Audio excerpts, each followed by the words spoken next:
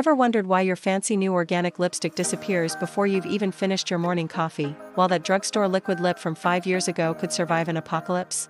Let's dive into the science behind clean beauty versus chemistry and find out why your lipstick fades, and why that might actually be a good thing.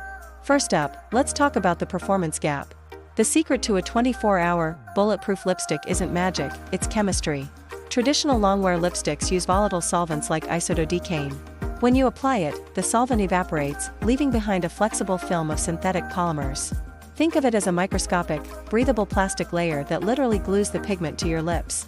It's not going anywhere. Clean beauty brands, on the other hand, ditch those synthetic polymers. Instead, they rely on natural ingredients like plant waxes, candelilla, carnauba, and rich oils like castor and jojoba. Now, here's the key difference: these oils and waxes never fully dry down. They stay soft and emollient on your lips. This is amazing for hydration, keeping your lips feeling comfortable and moisturized. But it also means the lipstick will transfer onto your coffee cup, your sandwich, and yes, it will fade when you eat. So, the trade-off is clear: you're swapping extreme longevity for ingredients that are hydrating and arguably gentler on your skin. It's a choice between a product that stays put and a product that nourishes. Next, let's unravel the Carmine conundrum. A lot of us hear clean and immediately think vegan. But that's not always the case, especially when it comes to the color red. The most vibrant, long-lasting natural red pigment used in cosmetics is called carmine. And here's the shocker: carmine is made from crushed cochineal beetles. I know, it's a bit of a surprise. The irony is pretty thick here. To get that beautiful, classic red lip without using synthetic dyes, which are often derived from petroleum, like Red 40 or Red Lake 7, many clean beauty brands have to turn to, well, bugs. It puts you, the consumer, in a tough spot. You have to decide what matters more to you. Do you want a pigment that's 100% natural, even if it comes from an insect? Or do you prefer a vegan option, which means accepting that the color was created in a lab using synthetic chemistry? There's no right or wrong answer, but it highlights that clean and vegan are two very different things. It forces us to look closer at ingredient lists and make a conscious choice about what we're comfortable putting on our lips. Now, let's tackle one of the biggest myths in the beauty world: the idea that companies are intentionally adding lead to your lipstick. Let's set the record straight: no brand is adding lead as an ingredient. Lead is a naturally occurring heavy metal found in the earth's soil and rocks. So how does it get into lipstick? It's a contaminant. It hitches a ride on the mineral pigments that are mined from the earth to give your lipstick its color, things like zinc oxide and iron oxides. And here's where it gets really interesting. You might assume that natural lipsticks would be free from this issue, but they're not immune. In fact, because clean beauty brands rely so heavily on these earth-derived mineral pigments, they have to be incredibly diligent. They must rigorously test their raw materials to ensure that any trace amounts of lead are well below the strict safety limits set by regulatory bodies, which is usually less than 10 parts per million.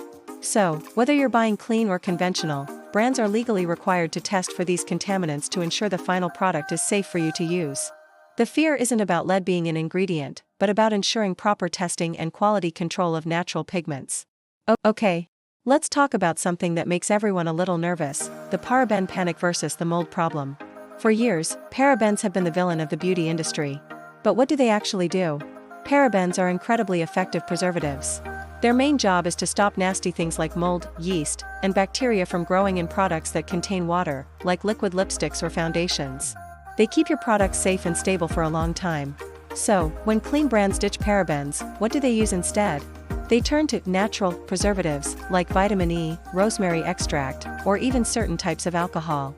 While these sound much nicer, there's a hidden cost. These natural alternatives are generally much weaker than their synthetic counterparts.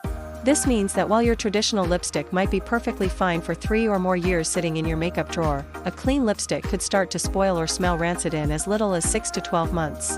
It smells off, the texture changes, it's time to toss it.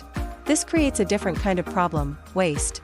Because clean beauty products have a shorter shelf life, we end up throwing them away and replacing them more often. It's an environmental trade-off that we don't often consider when we're focused on the ingredients alone. So, after all this, who wins the battle? Clean beauty or chemistry? The truth is, it depends entirely on your needs and priorities. If you're a doctor working a 12-hour shift, a bride on her wedding day, or anyone who needs their lipstick to be absolutely bulletproof and transfer-proof from morning to night, synthetic formulas are your champion.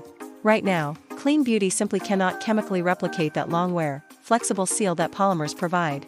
For those high-stakes situations, performance is key, and traditional chemistry wins.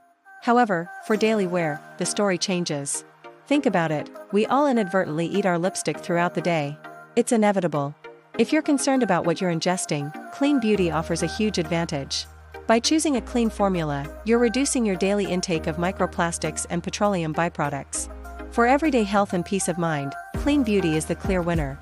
But what if you want the best of both worlds? Here's a little hack you can try. It's a middle ground approach. Start with a clean lip pencil.